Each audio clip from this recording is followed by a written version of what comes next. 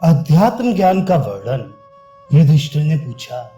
पितामह, शास्त्र में पुरुष के लिए जो अध्यात्म ज्ञान का चिंतन बताया जाता है वह अध्यात्म क्या है, उसका स्वरूप कैसा है, ये चराचर जगत किससे उत्पन्न हुआ है और प्रलय के समय किसमें लीन होता है, ये बातें मुझे बताने की कृपा करें। भीष्म जी ने कहा, कुंती नंदन, तुम मुझसे जिस अध्यात्म ज्ञान के विषय में पूछ रहे हो उसकी व्याख्या करता हूँ। आचार्यों ने सृष्टि और प्रलय की व्याख्या के साथ ही अध्यात्म ज्ञान का वर्णन किया है।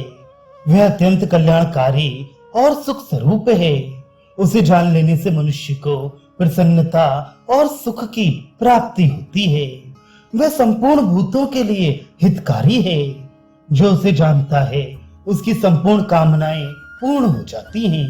पृथ्वी, वायु, आकाश, जल और अग्नि, ये 5 महाभूत संपूर्ण प्राणियों की उत्पत्ति और प्रलय के स्थान हैं। जैसे लहरें समुद्र से प्रकट होकर फिर उसी में लीन हो जाती हैं, उसी प्रकार ये 5 महाभूत भी जिस आनंद स्वरूप परमात्मा से उत्पन्न हुए हैं पुनः उसी में लीन हो जाते हैं।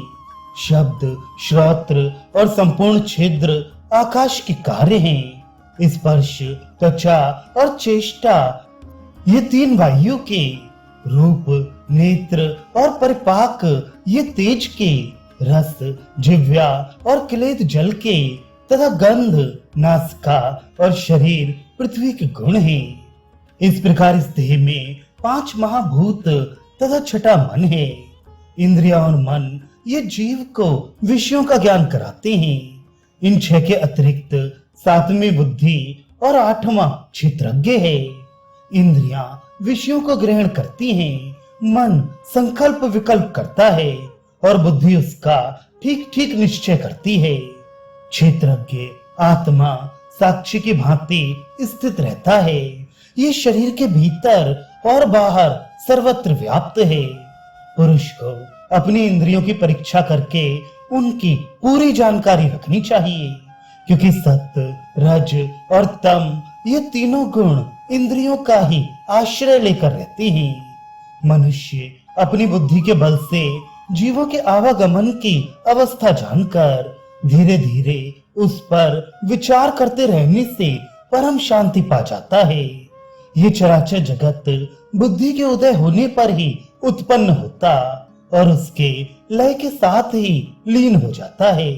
इसलिए सबको बुद्धिमय कहा गया है। बुद्धि ही जिसके द्वारा देखती है उसे नेत्र कहते हैं।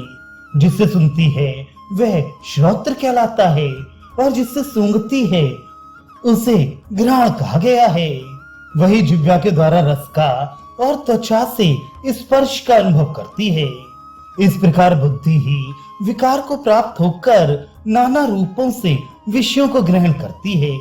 वह जिस द्वार से किसी विषय को पाना चाहती है मन उसी का आकार धारण कर लेता है। भिन्न भिन्न विषयों को ग्रहण करने के लिए जो बुद्धि के 5 अधिष्ठान हैं उन्हीं को 5 इंद्रियां कहते हैं। बुद्धिमान पुरुषों को चाहिए कि वे इंद्रियों को काबू में रखें।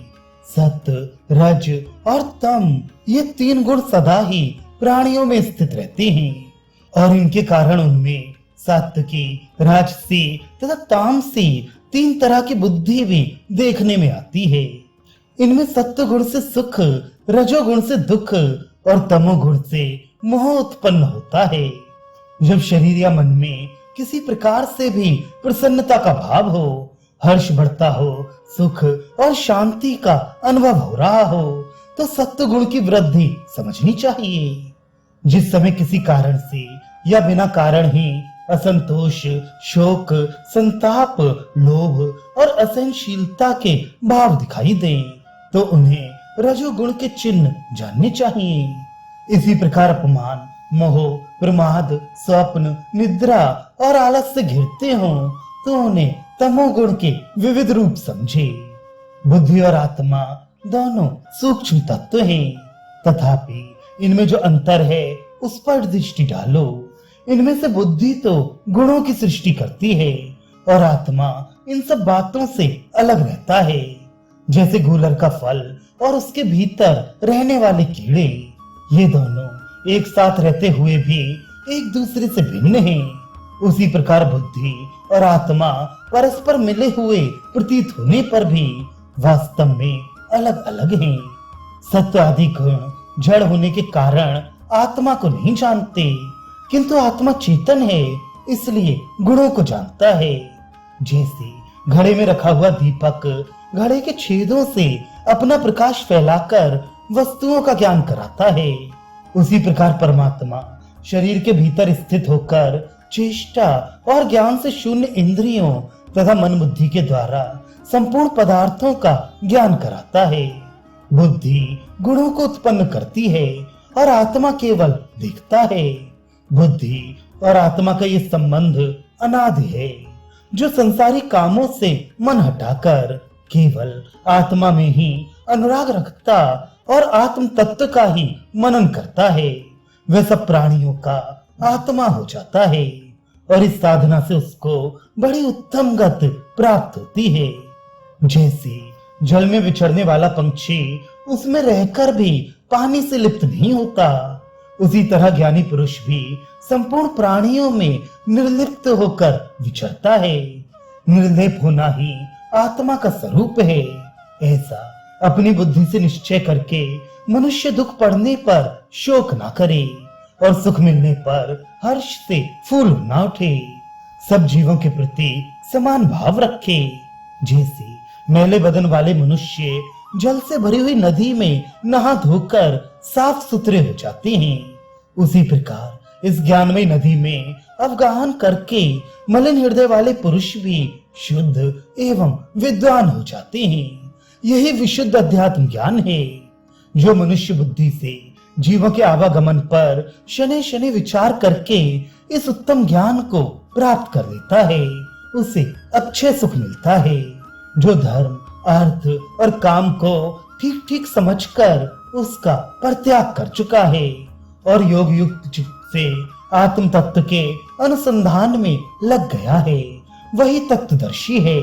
उसे दूसरी कोई वस्तु जानने की उत्कंठा नहीं होती। उस परमात्मा को जानकर ज्ञानी पुरुष अपने को कृतार्थ मानते हैं। अज्ञानियों को जिस संसार से महान भय बना रहता है, उसी से ज्ञानियों को तनिक भी भय नहीं होता।